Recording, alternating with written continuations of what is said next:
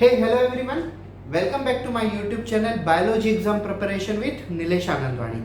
Today I have brought the disease called amoebiosis, which is also called amoeboid dysentery or simply we called it as a dysentery, जिसे हम diarrhoea dysentery के नाम से basically जो पहचानते हैं जिस डिसीज को, उसे हम साइंटिफिकली कहते हैं अमीबियोसिस। तो चलिए हम देखते हैं अमीबियोसिस डिसीज कैसे होती है, किससे होती है, कैसे स्प्रेड होती है और कैसे बेसिकली ट्रीट की जाती है, हम प्रिवेंशन कैसे कर सकते हैं। हम near about 5-6 point her disease के बारे में डिटेल में देखने वाले हैं। तो हमारा जो आज का टॉपिक वो है amoebiasis. So let's start amoebiasis in detail. So I will give you few point on which we will discuss. First point will be introduction. Second point we will discuss, it will be you can say causes. So first one, what is amoebiosis? Amoebiosis is also known as a amoeboid dysentery. It is simply known as a dysentery. मतलब amoebiosis के काफी नाम है. It is simply called as a dysentery. It is also known as a diarrhea. Sometimes it is also known as bloody diarrhea. Sometimes it is also known as bloody diarrhea. Now I'll tell you.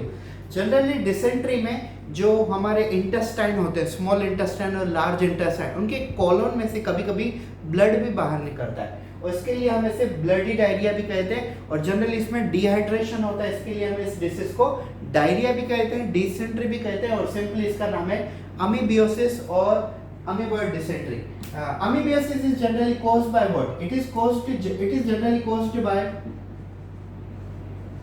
amoeba, and scientific name of this amoeba is Entamoeba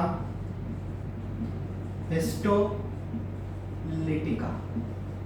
If you say generally who is a causative organism of amoebiosis, so generally amoebiosis is caused due to the amoeba, and amoeba have a several different species. Generally amoeba group में से किसी से भी generally हमें अमीबियोसिस हो सकता है, लेकिन सबसे फेमस जो है वो है Entamoeba histolytica. Zoological name of this is Entamoeba histolytica and commonly we called it as amoeba. अब हम ये देखेंगे बेसिकली अमीबा क्या है। So amoeba is a unicellular eukaryotic organism. Amoeba is a unicellular and eukaryotic organism. Generally bacteria is a unicellular prokaryotic organism. Fungi, Animalia and you can say Plantae are eukaryotic multicellular. लेकिन protista एक ऐसी category आती है जिसमें सब unicellular होते हैं और प्लस यूकैरियोटिक होते हैं और अमीबा भी उनमें से एक बिलोंग करता है. So amoeba is basically the unicellular eukaryotic organism and plus scientific name of this amoeba is called as Entamoeba histolytica. So Entamoeba histolytica is the causative organism of अमीबियोसिस. अब हम देखते हैं बेसिकली अमीबियोसिस कैसे स्प्रेड होती है और लाइफ साइकिल क्या है उसकी. Life cycle and fourth we will discuss about yes first let's discuss about life cycle. तो लाइफ साइकिल क्या है? Generally amoebiosis life cycle is, it is believed that amoeba can survive in the soil around 30 days. So in soil amoeba can survive up to 30 to 40 days. Yes, so amoeba can survive up to the 30 to 40 days inside the soil and it can also survive inside the nails also. Yes, inside the means bottom portion of a nail. So amoeba can survive in different form, but main amoebiosis how it is caused that I am going to tell you. Amoebiosis is generally found means amoeba is generally found in the stool. Means what? Waste or you can say fecal matter. Amoebiosis is generally found in two different form. Amoebosis generally found in two different form. One I am telling you, one is amoeba and second one is cyst. अब आप ये दोनों चीजें समझ लीजिए. अमीबियोसिस generally मतलब कैसे होता है, ट्रांसमिशन इसका कैसे है वो हम देखेंगे. पहले बेसिकली इसका लाइफ साइकिल देख लीजिए. एक एग्जांपल समझ लीजिए कि आपने बेसिकली एक मतलब एक प्रोग्राम सुना होगा, जहां सोच वहां शौचालय. ठीक है, मतलब बेसिकली जो लोग ओपन प्लेस में लेटरिन करते हैं, जो आजकल तो ये बेसिकली सिटीज में तो है ही नहीं, गांव में भी अभी ऑलमोस्ट नहीं है. कुछ ही ऐसे शायद गांव होंगे जो ये प्रोसीजर होती होगी वहाँ पे, लेकिन आई थिंक सो अभी गांव में भी काफ़ी नॉलेज, काफ़ी लिटरेसी बढ़ गई है और वो उन लोगों को भी समझ गया है कि बेसिकली अमीबियोसिस एस्केरियासिस नाम की जो बीमारी है वो ओपन प्लेस में लेटरिन करने से ही होती है. तो आप समझ लीजिए, पहले मान लो एक व्यक्ति को अमीबियोसिस ऑलरेडी है, तो उसके पेट में अमीबा नाम के ऑर्गेनिज्म ऑलरेडी है. अगर वो ओपन प्लेस में लेटरिन करता है, ओपन प्लेस में, not by using any proper toilets, अगर वो ओपन प्लेस में अगर लेटरिन करता है तो उसके लेटरिन में, उसके मल में, उसके वेस्ट मटेरियल मतलब फीकल मैटर में, उसके स्टूल में, आप कोई भी वर्ड यूज करो, उसके वेस्ट मटेरियल से वो अमीबा बाहर जाएंगे. कहाँ पे? वेस्ट मटेरियल में.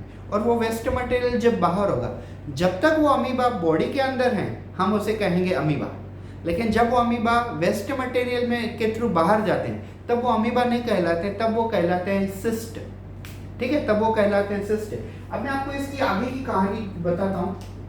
सी, ट्रांसमिशन जनरली अमीबियोसिस कैसे स्प्रेड होता है, आप कहो ट्रांसमिशन कहो या तो स्प्रेड कह लो, एक ही बात हो गई है. सो ट्रांसमिशन और spread, how it is faeco oral route.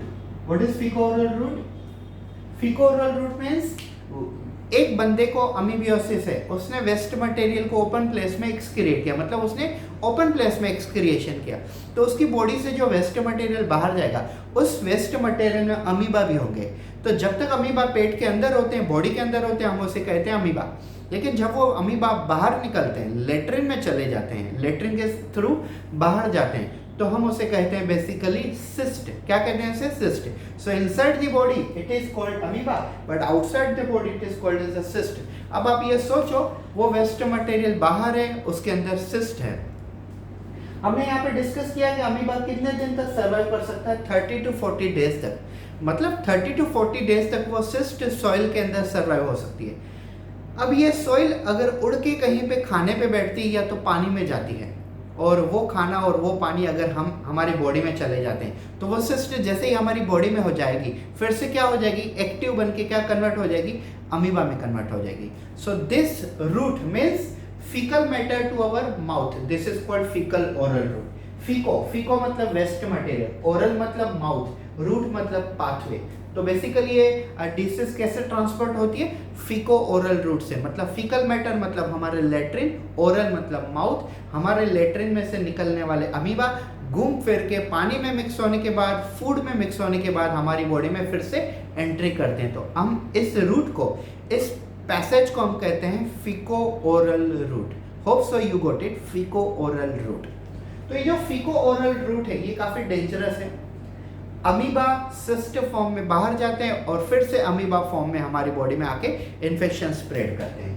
So what are basically sign and symptoms? What are sign and symptoms? So I'll tell you, sign and symptoms are abdominal pain,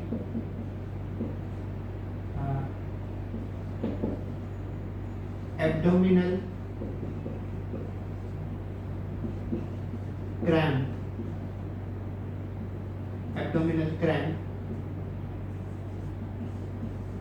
stomach ulcer,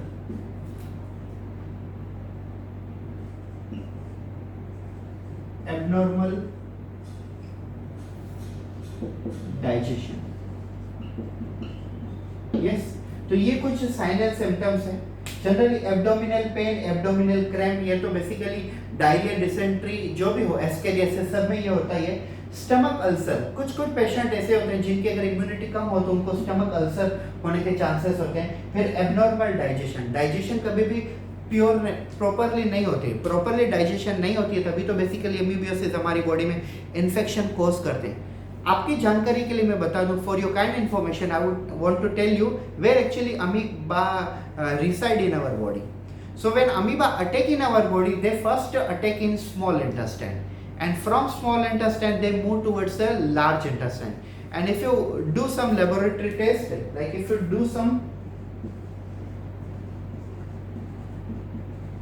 lab diagnosis, so you can do lab diagnosis by some method like a colonoscopy. आप अपने large intestine की colon की endoscopy कर सकते हो, जैसे हम कहते हैं कोलोनोस्कोपी, आप वो कर सकते हो। फिर आप बेसिकली स्टूल एग्जामिनेशन कर सकते हो।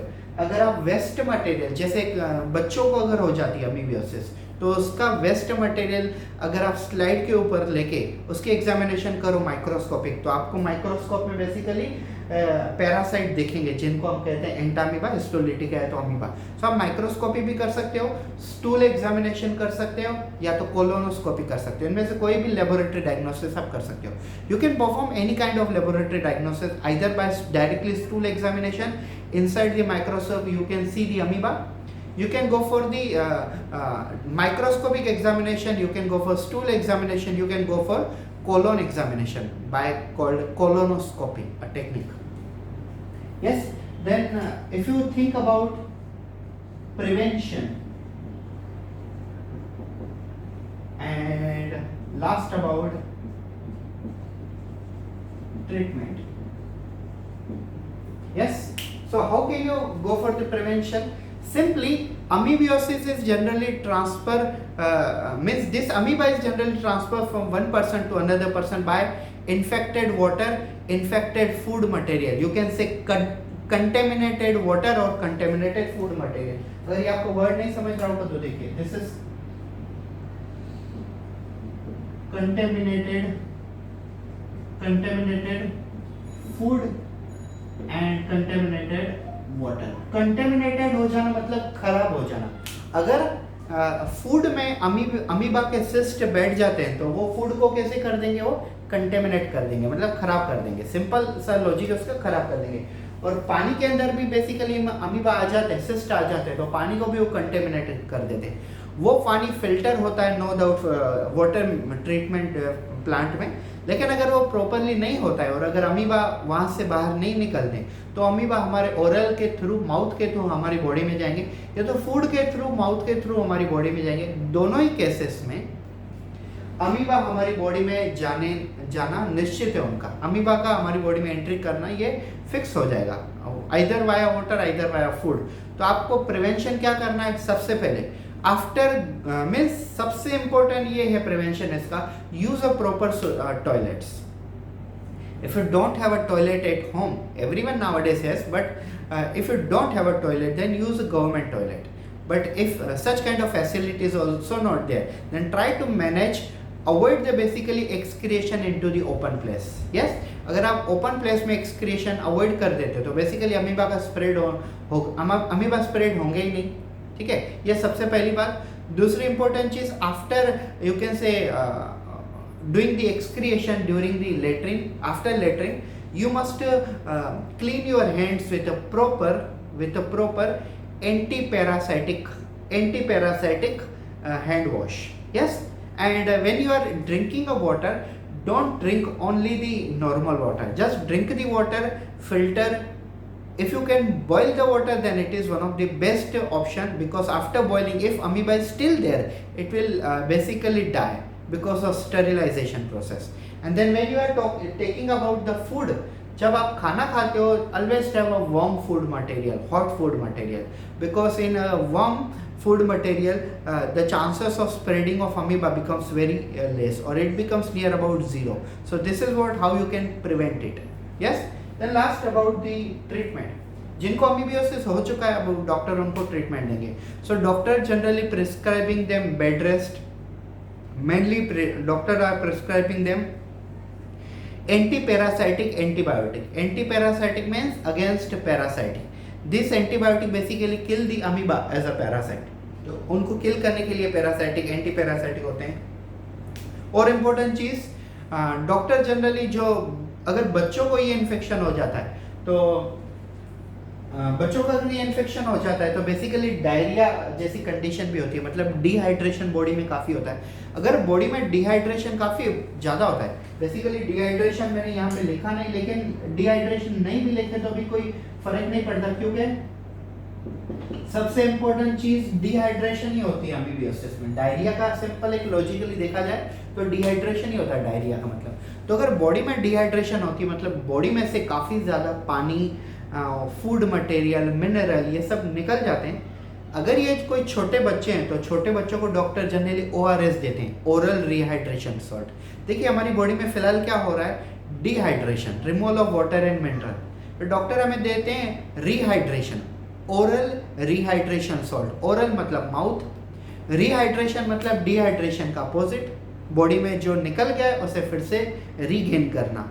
और सॉल्ट, हम सॉल्ट के थ्रू बेसिकली बॉडी को फिर से फील करते हैं, जो हमारी बॉडी में से निकल गया है पानी और मिनरल, हम उनको फिर से यूज कर लेते हैं हमारी बॉडी में, इसे हम कहते हैं oral rehydration salt. So anti parasitic treatment तो डॉक्टर देते ही हैं, ORS भी देते हैं। और अगर कोई बड़े हों तो generally they must take you can say coconut water also, because coconut water also contain lots of mineral and sap, water plus mineral is equal to sap. So this was our topic called amoebiasis. एक जानकारी के लिए मैं बता दूं आपको कि internet पे भी ये चीज़ दी हुई है, पूरी दुनिया में अमीबियोसिस से कम 40,000 से 1 लाख लोग, 40,000 से 1 लाख लोग पर ईयर, हर साल इतने मरते हैं लोग। और अगर स्टेट बोर्ड में देखा जाए तो स्टेट बोर्ड में भी दिया हुआ है 70,000 लोग पर ईयर पूरी दुनिया में अमीबियोसिस नाम की बीमारी से मरते हैं। तो इतनी हेवी नहीं है, लेकिन अगर आपने उनको प्रॉपर केयर नहीं किया then it can be the problematic, because अगर इतने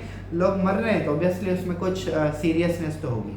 सो this was our disease called amoebiasis, जो हमारे सिलेबस में सबसे पहली डिसीज दी हुई है in common diseases. So thank you so much for watching this video. If you have any doubt, you can put a question in our comment section, and then I'll try to see the question and I'll give you a reply. So thank you so much. If you are new to my channel, please do subscribe to our channel and press the bell icon for new video notification. Have a good day.